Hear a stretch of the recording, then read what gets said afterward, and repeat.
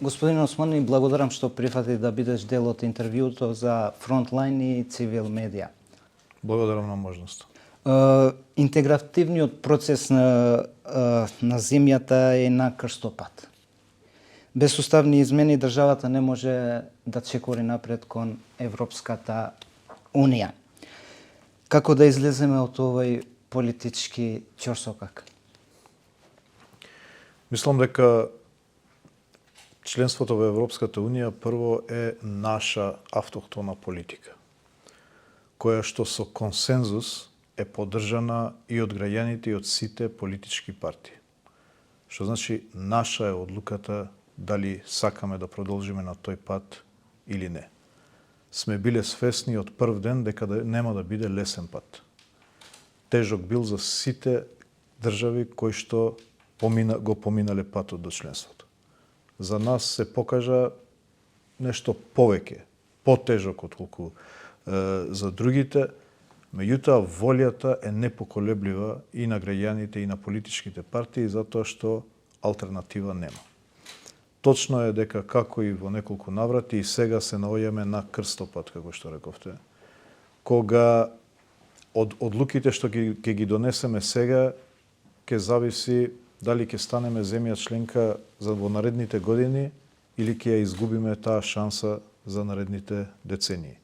Во моментот топката е кај нас. Уставните измени се прашањето кое што ќе го откочи процесот, односно ќе го овозможи продолжувањето и сметам дека сите треба да пред граѓаните излеземе и покажеме дали стоиме на нивната волја да станеме членка на Европската Унија или не. Меѓународниот фактор па и домашната јавност веќе не гледа како пречка за евроатлантскиот пат во Софија, туку гледа во Скопје. Тоа го гледа како внатрешна блокада. Дали е Мицковски и ВМРО ДПМН единствената пречка што е на патот кон Европската Унија? Да имаше сериозна аргументација од страна на опозицијата против уставните измени, навистина таа дебата ќе беше легитимна. Меѓутоа, во услови кога немате аргументи, кога ги менувате ставовите постојано и најважното стратешко прашање на државата го калкулирате само низ призма на наредните избори, тоа не е начинот на кој што се носи земјата во Европската Унија. Најважната работа што ја научија земјите кои што станаат членки, например прашањето на Хрватска, е дали политичките партии, независно дали во опозиција или во власта, постигнале договор дека за прашања на Европската Унија, на членството во Европската Унија нема да има партиско-политички разлики, бидејќи тој пат е долг, ги надминува мандатите на една политичка влада и мора да има таков еден договор помеѓу сите политички партии. За жал, опозицијата го прави спротивното од сите научени лекции од земјите кои што веќе станаа земји членки.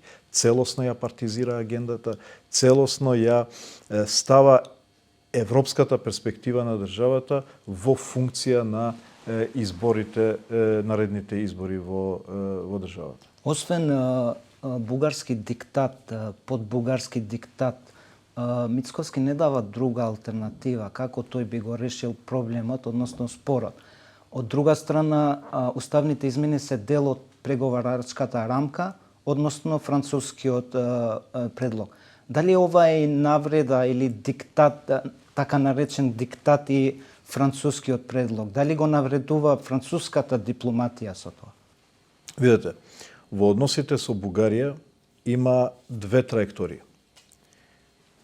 Историско-идентитетската дебата, која што ние ја одбивме во процесот на преговори, и прашањето на малцинските и човековите права на бугарската заедница овде. Иако имаше обид целиот фокус во дискурсот со Бугарија да се стави на овој историски идентитетски корпус на прашања, ние успеавме не само да направиме такво поместување, туку и да ја убедиме Европската Унија дека целиот дискурс со Бугарија ќе се става во низ призмата на малцинските и човековите права. Уставните измени се парадигма на тие малцински и човекови права.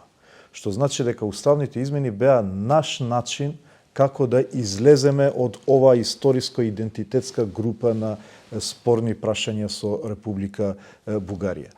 И доколку не ги направиме уставните измени, кои беа на наша иницијатива, ние тогаш оставаме простор повторно дискурсот да се врати на претходните прашања. И тоа не е наш интерес.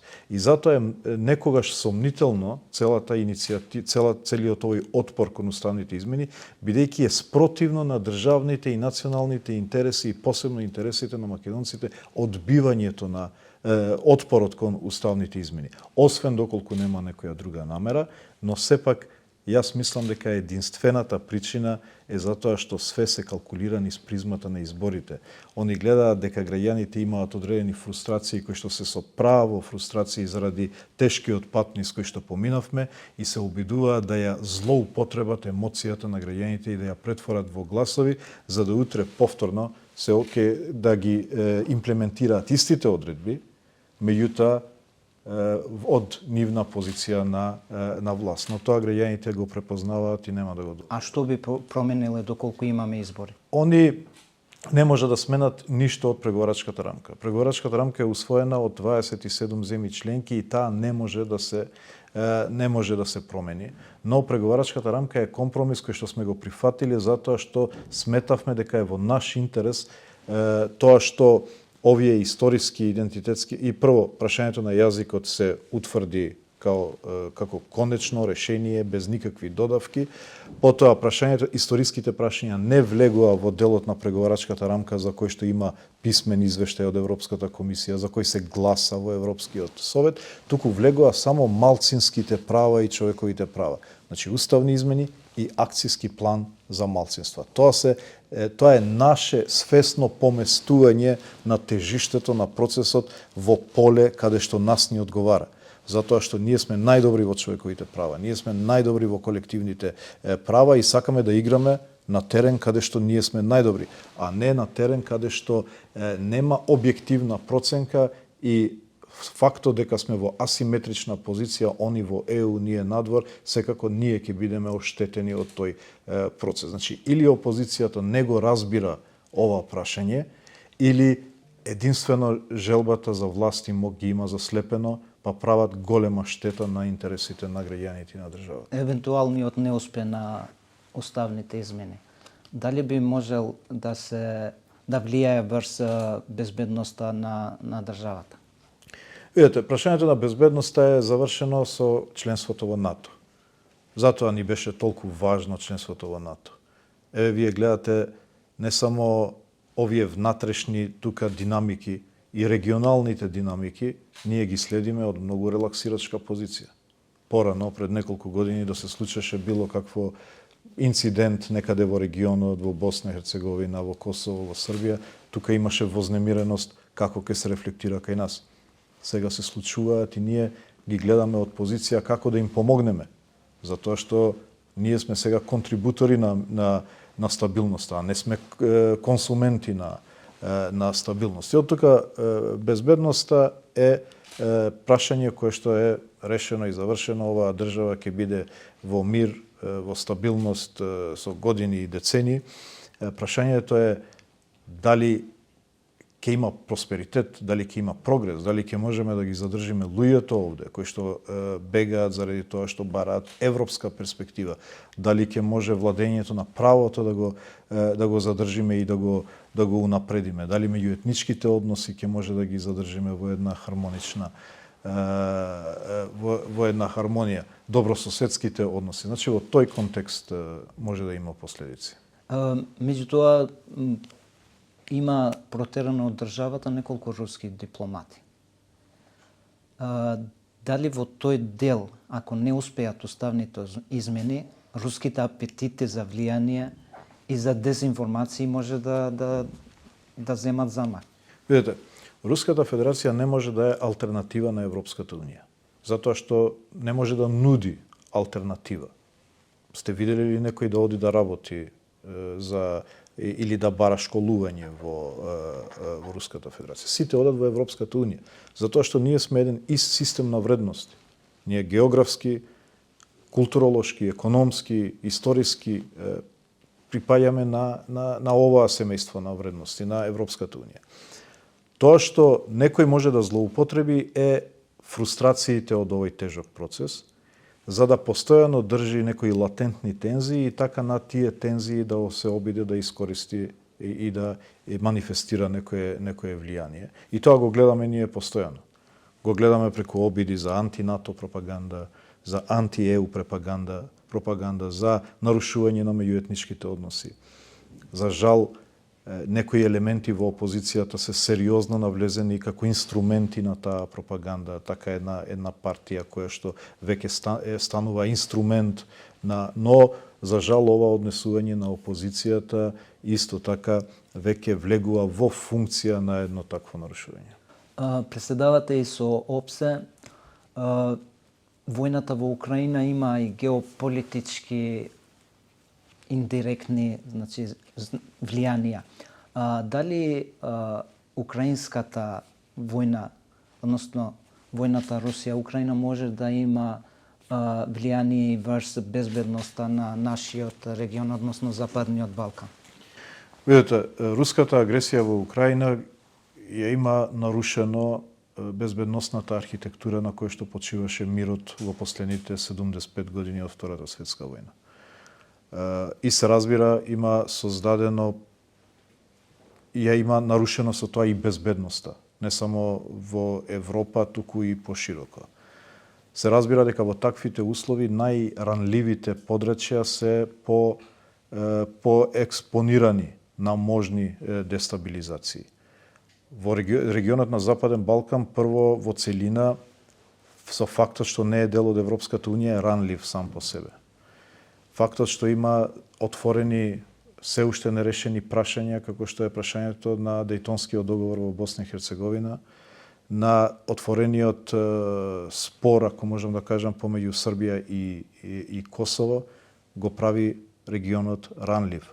Фактот што постојано има одредени прокси инсталации овде во регионот од други малигни актери, исто така тие може да бидат злоупотребени во функција на таа дестабилизација. Тоа што нас ни дава одреден комфор, ако можам да кажам, е фактот што сме во НАТО. Да не бевме во НАТО, во услови на руска агресија во Украина, јас навистина не знам. Не знам како би се справиле со целата анксиозност што би ја имале и како држава и како граѓани. Меѓутоа, фактот што сме членка на НАТО, ние сега не мислиме на нас, ние мислиме како да им помогнеме на Украина. И затоа сме еден од најголемите поддржувачи на Украина во било каква форма. Затоа сме во Латвија со војска, затоа сме во Бугарија и Романија со војска, во Косово, во Ирак, во Мали, затоа што сме веќе меѓународен играч кој што придонесува за мирот во светот, а тоа може да го проектирате само во услови кога сте ја обезбедиле стабилноста дома, а НАТО е гаранција за стабилност. Господин Османи, да се вратиме пак кај уставните измени. Дали очекуваш некаков договор помеѓу власта и опозиција по теркот на Пржинскиот договор, уставните измени да поминат, а третата фаза на изгласување да биде во наредна влада, односно по наредните избори? Без разлика тие дали ќе ги договарате предвремени или редовни да бидат? Зависи што подразбираме под Пржински договор. Ако под Пржински договор подразбираме договор меѓу партиите од власта и опозицијата, ние мора да сватиме дека целиот процес на преговори со Европската унија мора да помине низ таков начин на Пржински договор. Мора да оди со договор помеѓу власта и опозицијата за сите реформски прашања. Додека не сватиме дека членството во Европската унија бара компромис и консензус помеѓу опозицијата и власта, ние никогаш нема да стигнеме до Европската унија. Ако Пржинскиот договор го гледате низ призма на одредени компромиси кои што беа направени, тука не можам да кажам, но знам дека уставните измени бараат двотретинско мнозинство и бараат поддршка и од страна на опозицијата, и јас сум убеден дека во опозицијата има пратеници кои што прво го разбираат проблемот. Тоа за што зборував на почетокот. За двете траектории, за историско-идентитетските и за малцинските и човековите права. Има пратеници во ВМРО ДПМН кои што разбираат дека ако не го задржиме вториот курс, ќе преминеме на првиот курс. Измените во кривичниот законник, владата ги оправда со хармонизација со европското законодавство. Опозицијата присуствуваше на гласањето и помина на парламентарна седница. Од друга страна ги критикуваат истите измени. Она што сакам да го прашам во својство на подпредседател на Демократската унија за интеграција. Дали имаше средба Мицковски Ахмети во присуство на дипломатот Ескобар? Поточно, на првата средба бил сам, втората средба во присуството на лидерот Амети и побарал гаранции дека ќе ги поддржи измените во кривичниот законник. Не е точно. Немало таква средба. Имаше еден прием во амбасада каде што имаше 100-200 луѓе, каде што беа сите, меѓутоа немаше ниту комуникација помеѓу Ахмети и Мицковски, мислам, освен некое поздравување, така да ова е извлечено од една таков коктел, меѓутоа средба во кое што се разговарало на овие прашања, ви тврдам дека немало. Прашањето на кривичниот законник се објаснети веќе од страна на експертите. Видете, најдобриот одговор е следниот. Вие гледате дека има слаба доверба во судството. Во услови на таков кривичен законник. Значи, очигледно не бевме задоволни со владењето на правото со тоа решение. Бидејќи беше ригиден, бидејќи овозможуваше како да кажам, нерешавање на предметите и прашањата со години и години, не беше флексибилен, не се посветуваше, не ставаше фокус на конфискацијата на имот и ние имаме таква состојба во која што се сите незадоволни од владењето на правото поради тоа законско решение. Сега, кога се менува тоа законско решение, истите што се незадоволни од резултатите се жалат на законските измени. Јас мислам дека токму причината за измените на кривичниот законник е незадоволството од како се имплементира владењето на правото, посебно во делот на така наречената висока корупција. Мислам дека со овие измени системот е направен пофлексибилен, подинамичен, со пократки рокови, за да можат судиите да донесат одлука веднаш, а да не ги влечат случаите и да ставаат фокус на конфискацијата на имотот, бидејќи на крај граѓаните сакаат имотот да го вратат во државата, а не драконските казни кои што поради тоа што не беа флексибилни и не се имплементира и не се извршува и поради тоа имавме такво незадоволство во однос на владењето на правото. Лидерот на ДУИ од поодамна ја почна иницијативата Фронт за Европа. Дали е тоа веќе официализирано? Видете, јас мислам дека како никогаш до сега општеството е поларизирано по однос на едно прашање. Европската перспектива. Значи, веќе имате граѓани, политички партии кои што јасно велат не можеме без Европската унија. Едноставно сме премногу мали, премногу зависни, премногу ранливи без тој голем систем што го нуди Европската унија. И тоа не сме го констатирали ние, го констатирале многу поголеми држави во Европската унија. Една Романија, од денот кога е станата земја членка, 8 пати има зголемено GDP. Тоа значи 8 пати стандард на граѓаните во овие години. Значи сите разбираме дека во овој континент не можеме сами. И имате политички партии кои што упорно го кочат тој процес. И затоа сметам дека треба пред граѓаните да излеземе со јасна порака. Дали поддржувате политички структури кои што сакаат државата да биде членка на Европската унија или тие што сметаат дека треба да има алтернативни структури од типот на средбата на рускиот председател со севернокорејскиот председател.